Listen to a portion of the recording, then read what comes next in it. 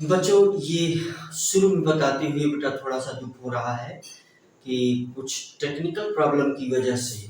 और स्टार्टिंग में बेटा जब भी कोई टीचर शुरुआत करता है तो टेक्निकल प्रॉब्लम्स रहती है। इसी वजह से पुराना वीडियो हमारा जिस हम पॉइंट पर ले जा करके अपना लेक्चर खत्म करना चाहते थे वहाँ नहीं खत्म हो सका। तो परंतु बेटा हम उसी के आगे से इस वीडियो को आपके लिए अपलोड कर रहे हैं। तो बेटा chemical kinetic point of view से जो रिएक्शन का क्लासिफिकेशन किया गया है वो रिएक्शन जो है टू टाइप से। तो एक का एलिमेंट्री रिएक्शन और दूसरा complex reaction, right. Elementary reaction and complex reaction. तो इस चीज के विषय में बेटा हम डिटेल में देखेंगे, परंतु हम पुरानी चीजें आपको पुराने वीडियो से आपको कनेक्ट कर दें तो आप लोगों को हम बता चुके हैं कि इस चैप्टर का मकसद है कि बेस्ट प्रोडक्ट को प्राप्त करना, राइट। तो बेटा chemical kinetic point of view से ये क्लासिफिकेशन ऑफ रिएक्शन, रिएक्शन का क्लासिफिकेशन, तो हम सामान्य रूप से बेटा हम दो टर्म यहाँ पर एक्सप्लेन करेंगे। और इस टर्म से बेटा नीट और जेईई में क्वेश्चन आने की प्रोबेबिलिटी रहती है। ये संभव है कि वो बहुत सरलतम क्वेश्चन होगा लेकिन फिर भी आने का चांस रहता है। तो classification of reaction means types of reaction, chemical kinetic point of view, right. तो बेटा जी टाइप्स ऑफ रिएक्शन, और ये किस बेस पर हम इसे कैटेगराइज कर रहे हैं बेटा, ये हम इस बेस पर कैटेगराइज कर रहे हैं chemical kinetic point of view से। Means reaction mechanism, to understand reaction mechanism, to understand reaction mechanism, reaction mechanism, to understand reaction mechanism. तो हम जो है क्या करेंगे बेटा, हम इसे कहेंगे कि ये रिएक्शन दो प्रकार का। नंबर वन हम बोलेंगे, इसे हम कहेंगे बेटा एलिमेंट्री, एलिमेंट्री रिएक्शन। और दूसरे को बेटा हम बोलेंगे, नंबर टू को हम बोलेंगे कॉम्प्लेक्स रिएक्शन। तो रिएक्शन बेटा दो ही प्रकार का होगा, RXENS रिएक्शंस। तो रिएक्शन दो ही प्रकार का होगा, चाहे वो एलिमेंट्री हो और चाहे वो क्या हो, कॉम्प्लेक्स हो। अगर एलिमेंट्री नहीं होगा तो वो रिएक्शन कॉम्प्लेक्स होगा। तो अब हम इन दोनों को समझेंगे बेटा, यहाँ से क्वेश्चन पूछे जा सकते हैं। तो कुछ इंपॉर्टेंट पॉइंट इन दोनों के विषय में हम लिख करके आपको अपनी बात समझाते हैं, राइट। तो जैसे बेटा जी अगर कोई रिएक्शन वन स्टेप में हो रहा है तो फर्स्ट पॉइंट इसका ये होगा कि अगर कोई रिएक्शन एक ही स्टेप में कंप्लीट हो जा रहा है तो all those reactions which are completed within single step, which are completed in single step, तो which are completed, those reactions which are completed, all those reactions, all those reactions which are completed, which are completed in single step, single step, in single step, comma, they are known as elementary, they are known as elementary steps, they are known as elementary step, they are known as elementary steps, or elementary reaction, elementary reactions. ये बेटा इसकी definition हो गई। अब बहुत सीधी सी बात है कि वो रिएक्शन जो एक से अधिक स्टेप में कंप्लीट होगा, तो all those reactions which are completed in more than one step. तो हमारे लेक्चर से भी बेटा आप नोट्स बनाएंगे which are completed in more than one step. So which are completed in more than one step, more than one step, more than one steps, which are completed in more than one steps, or you can say which are completed by more than one steps। तो बेटा वो कौन सा reaction होगा? तो they are known as complex reaction, right. अगर कोई एक रिएक्शन आपके सामने लिखा गया है, if reaction is written, if reaction is written, if reaction is what written, तो बेटा अगर रिएक्शन लिखा गया है तो हम बिल्कुल यह नहीं बता सकते कि ये कौन वाला रिएक्शन होगा, ये एलिमेंट्री रिएक्शन होगा या कॉम्प्लेक्स रिएक्शन होगा। ये एलिमेंट्री रिएक्शन होगा बेटा कि कॉम्प्लेक्स रिएक्शन होगा, ये चीज बेटा हम बता नहीं पाएंगे। अगर कोई रिएक्शन लिखा गया है, ठीक है, तो सिंपल सी बात है, अगर रिएक्शन लिखा गया है तो हम बता तो सकते नहीं। तो ये चीज जो है ये साइंटिस्ट एक्सपेरिमेंट के द्वारा निर्धारित करके, डिटरमाइन करके बता सकते हैं। मतलब ये एक्सपेरिमेंट के द्वारा डिसाइड किया जा सकता है। अब जरा सा एक मैं छोटा एग्जांपल दूंगा बेटा, जैसे कि NO2 plus CO is equal to what CO2 plus NO, right. तो ये तो बेटा है कॉम्प्लेक्स रिएक्शन, इसे हम क्या कहेंगे? कॉम्प्लेक्स रिएक्शन, क्योंकि ये रिएक्शन बेटा एक स्टेप में नहीं हो रहा है। अब इसकी मैकेनिज्म नीचे आप जरा देखें तो बेटा मैं ऐसा कहूंगा कि NO2 में वो कैपेबिलिटी नहीं है कि ये इसको क्या कर दे, ऑक्सीडाइज कर दे। तो जरा विचार करना, अगर NO2 प्लस NO2 ये पहले आपस में रिएक्शन करके NO3 प्लस NO में कन्वर्ट हो जा रहा है, और अब ये NO3 बेटा ये जो है CO के साथ रिएक्ट करके ये इसको CO2 प्लस NO2 में कन्वर्ट हो जा रहा है। अब अगर इस दोनों स्टेप को बेटा आप जोड़ दें, अच्छा इन दोनों स्टेप को बेटा जी हम क्या कहेंगे? अगर इन दोनों स्टेप को सामान्य रूप से हम बोले तो यही है एलिमेंट्री स्टेप। यही क्या है? Elementary step. अच्छा दोनों को कलेक्टिवली हम ये कह सकते हैं कि ये एबव रिएक्शन की रिएक्शन मैकेनिज्म है। ये एबव रिएक्शन की क्या है? रिएक्शन मैकेनिज्म है बेटा जी। अच्छा ऊपर वाला रिएक्शन बेटा क्या हो गया? ये कॉम्प्लेक्स रिएक्शन हो गया। तो सर मैं अपनी बात आपको समझा दिया। अच्छा कुछ जरूरी पॉइंट है जिसे आप नोट कर लेंगे। तो एक जरूरी पॉइंट बेटा ये है कि अगर किसी भी कोई रिएक्शन एलिमेंट्री है, if reaction is elementary, if reaction is elementary, देखो बहुत ध्यान से समझना, अगर रिएक्शन एलिमेंट्री है बेटा जी तो इसके लिए ये दोनों चीजें सेम होंगी। क्या क्या?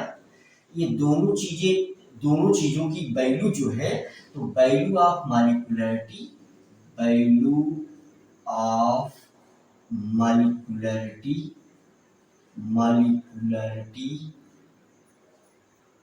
मॉलिक्यूलरिटी ऑफ रिएक्शन और value of order of reaction, value of order of reaction, इन दोनों की वैल्यू जो होगी बेटा सेम होगी। और अगर ऐसा नहीं है, अगर ये कंडीशन सच नहीं है, अगर हम ऐसा मान ले बेटा कि ये सही नहीं है, अगर ये इक्वल नहीं है, पहली एक कंडीशन तो ये हो गई, ये इक्वल है, होना चाहिए, और अगर ये इक्वल नहीं है तो इसका रिजल्ट ये है कि वो रिएक्शन जो है एलिमेंट्री नहीं है। इसका मतलब कि रिएक्शन जो है एलिमेंट्री नहीं है। इफ रिएक्शन इज एलिमेंट्री तो तब ये वाली कंडीशन बेटा सच होगी कि इन दोनों की वैल्यू इक्वल है। अगर वैल्यू इक्वल नहीं है तो no elementary reaction, given reaction is no elementary reaction, elementary reaction. अच्छा, बहुत साफ साफ समझना कि देख करके तो हम बिल्कुल नहीं बता सकते कि वो एलिमेंट्री है कि क्या है, कॉम्प्लेक्स है, हम ऐसा बिल्कुल नहीं बता पाएंगे बेटा जी। ये साइंटिस्ट प्रैक्टिकल करके डिसाइड करता है। जैसे अब के पूरे केमिकल काइनेटिक्स में बेटा जी आप देखेंगे कि हम कुछ ही रिएक्शन बार बार लिखेंगे, बार बार उसी रिएक्शन को लिखेंगे। तो ये छोटी छोटी बातें हैं बेटा जिसे आप सीखेंगे। और आपकी जानकारी के लिए बता दूं कि किसी भी साइंस को समझने के लिए सबसे पहले उसकी लैंग्वेज सीखा जाता है। तो इस समय हम केमिकल काइनेटिक्स के टेक्निकल वर्ड और उसमें उसकी लैंग्वेज को सीख रहे हैं। सही बात तो ये है। अच्छा, जो अगला पॉइंट होगा बेटा जी, जैसे ये एलिमेंट्री रिएक्शन के संदर्भ में ये बात हमने कर दिया, और अगर रिएक्शन कोई दिया रहे तो हम ये बात बिल्कुल नहीं बता पाएंगे। ये प्रैक्टिकली साइंटिस्ट, जैसे ये बुक में लिखा गया है तो हमने भी लिख दिया इसको कि ये दोनों एलिमेंट्री रिएक्शन है और ये जो है एलिमेंट्री रिएक्शन नहीं है, ये कॉम्प्लेक्स रिएक्शन है और ये दोनों एलिमेंट्री रिएक्शन है। इन दोनों को मिला दिया जाए तो हमें मैकेनिज्म प्राप्त हो जाती है। तो बेटा ये एलिमेंट्री रिएक्शन के लिए कुछ इम्पोर्टेंट बातें थी। अच्छा, कभी कहीं कहीं बुक में जो है अगर देखा जाए तो ये जो टर्म है एलिमेंट्री रिएक्शन का, तो एलिमेंट्री रिएक्शन जिसमें रिएक्टेंट केवल सिंगल स्पीशीज हो, जैसे देखो देखिए मैंने जो है ये चीज लिख दिया। अगर हमने लिख दिया यहाँ पर एलिमेंट्री रिएक्शन, मैंने लिख दिया एलिमेंट्री रिएक्शन, तो एलिमेंट्री रिएक्शन ये भी दो टाइप का है। उसमें जब कोई रिएक्शन इस प्रकार से हो, मतलब ये जो है ये टाइप है कि हम रिएक्टेंट लिखेंगे। हम क्या लिखेंगे यहाँ पर, रिएक्टेंट। तो जैसे अगर हम रिएक्टेंट, एक ही रिएक्टेंट अगर यूज कर रहे हैं तो इसका मतलब कि R1 है और वो प्रोडक्ट में कन्वर्ट हो जाता है। तो इसमें देखिए एक ही स्पीशीज है रिएक्टेंट की, और दूसरे में अगर हम कह दें R1 प्लस R2 और ये प्रोडक्ट P1 प्लस P2 में कन्वर्ट हो जाता है। तो ऐसा भी ये प्रोडक्ट में कन्वर्ट होने वाला, इसका मतलब कि ये एलिमेंट्री रिएक्शन है। तो एलिमेंट्री रिएक्शन के रिस्पेक्ट में अच्छा एक बहुत आवश्यक बात यहाँ मैं आपके साथ शेयर करूंगा कि अगर किसी भी रिएक्शन का ऑर्डर फ्रैक्शनल वैल्यू है तो वैल्यू ऑफ ऑर्डर ऑफ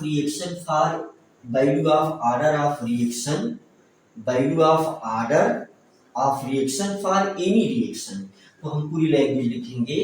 ये इंपॉर्टेंट पॉइंट है, वैल्यू ऑफ ऑर्डर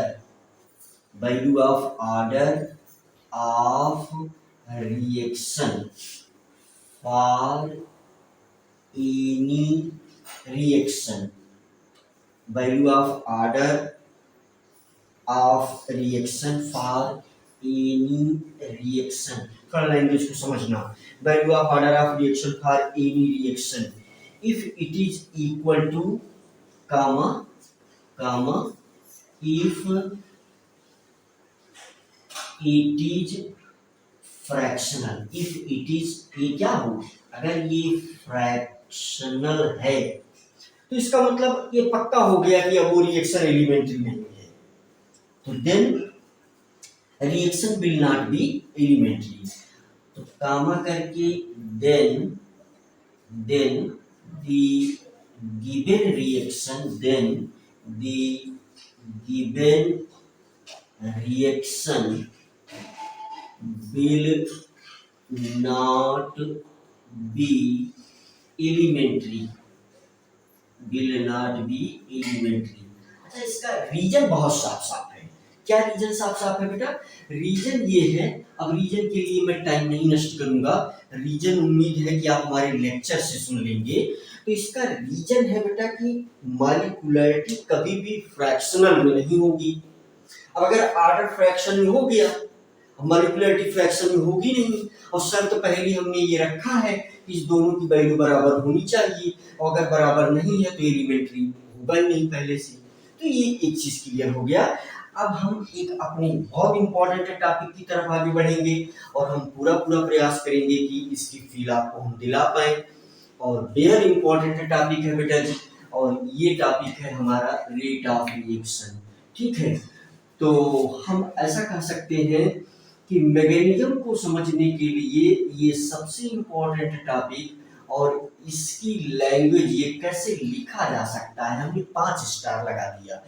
तो अब हम देखेंगे वेरी सिंपल कि rate of reaction, rate of reaction.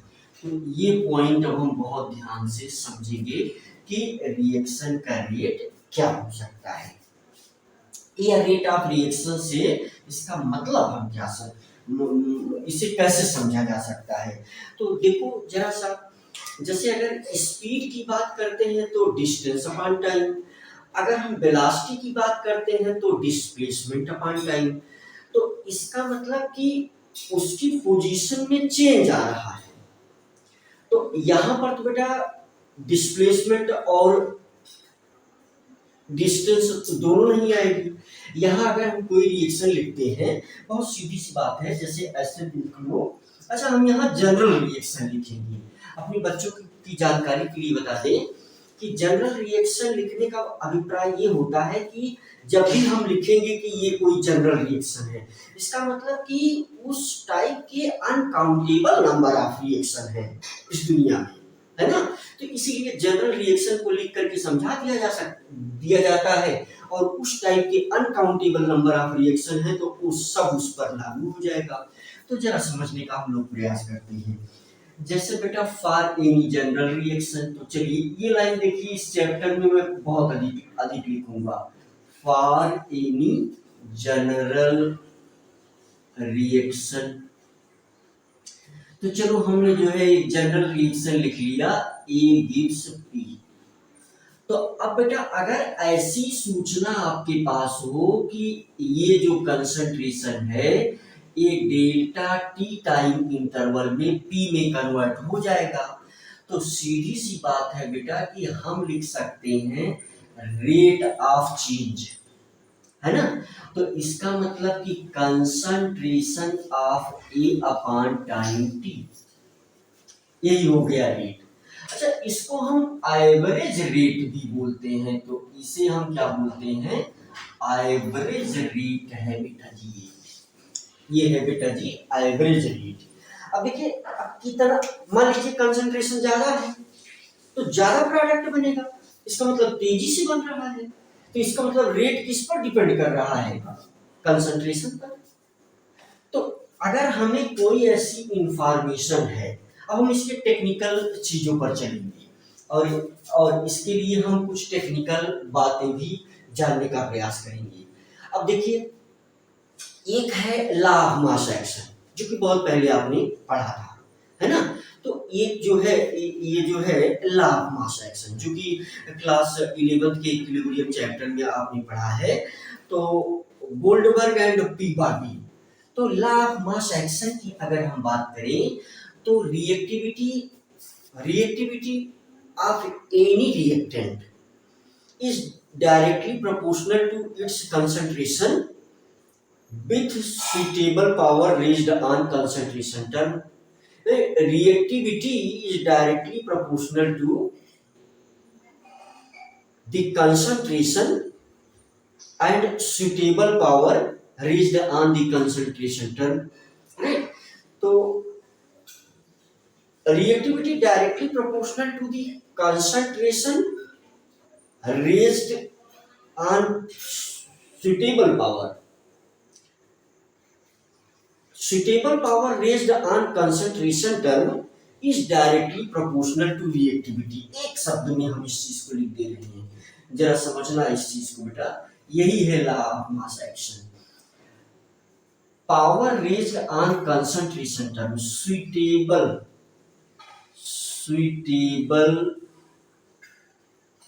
Power raised on concentration term,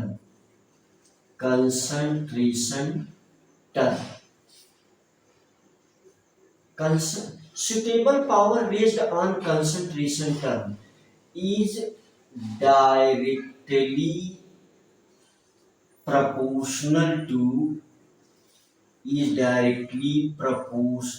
to reactivity। ये आपको समझाने के लिए यही है law of mass action real में। इसके लिए कोई डेरिवेशन नहीं है, बस एक जनरल सी थॉट के द्वारा ये चीज डेवलप किया गया है। जैसे ऐसा आप सोचिए कि अगर चीनी को पानी में आप डिजॉल्व करते हैं, तो देखिए 100 ग्राम चीनी आपने 1 लीटर पानी में डिजॉल्व किया, हो सकता है कि 98 ग्राम चीनी जो है वो मुश्किल से 30 से 40 सेकंड में डिजॉल्व हो जाएगा, अगर आप उसे स्टीयर कर रहे हैं तो। और नीचे जो छोटे छोटे दाने बच जाते हैं बेटा, वो डिजॉल्व होने में बड़ा समय लेते हैं। तो इसका मतलब रेट ऑफ डिसोल्यूशन किस बात पर डिपेंड कर रहा है? रेट ऑफ डिसोल्यूशन डिपेंड कर रहा है किस बात पर? रेट ऑफ डिसोल्यूशन डिपेंड कर रहा है कंसंट्रेशन टर्म पर। तो कंसंट्रेशन जब चीनी का अमाउंट ज्यादा था तो तेजी से घुल रहा था, और चीनी का अमाउंट जब कम हो गया तो धीरे धीरे घुल रहा है वो। तो इसका मतलब उसे भी घुलने में टाइम लग गया।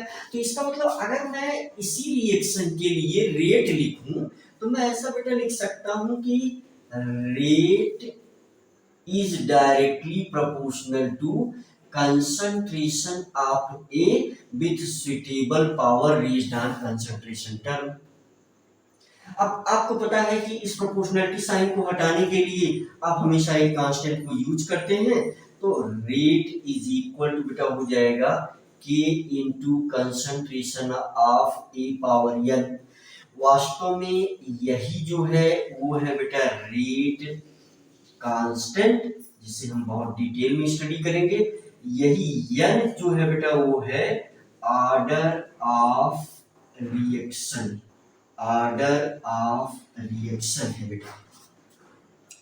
अच्छा देखिए, रेट को रिप्रेजेंट करने का एक तरीका ये था जहां हमने एवरेज रेट रिप्रेजेंट कर दिया।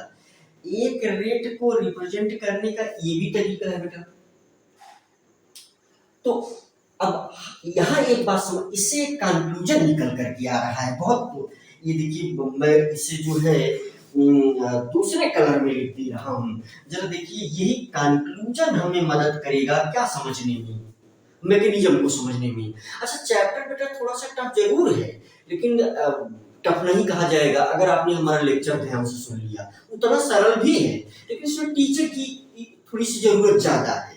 मतलब सारे चैप्टर को थोड़ा सा कम भी मन लगा करके देखो। एवरेज में मैं ये नहीं कह रहा हूँ कि कम मन लगा करके देखो यार, पूरा मन लगा करके देखो, टीचर तो यही चाहेगा, है ना, आपका प्रेम ही, मतलब आप जितनी शिद्दत से देखते हो और जितनी शिद्दत से इन चीजों को देखते हो, वही टीचर के लिए टॉनिक है, जितना अच्छा आप अपने जीवन में करते हो। तो बहुत मेहनत से देखिए। अब इसका जो कंक्लूजन है, यही कंक्लूजन हमें मैकेनिज्म की तरफ पहुंचाएगा। सीधी सी बात है यार, इंसान बहुत स्वार्थी है। अगर हम रेट भी पढ़ रहे हैं तो रेट का प्राइम ऑब्जेक्टिव है हम मैकेनिज्म को जानना चाहते हैं, रेट को पढ़ने का कोई शौक नहीं है।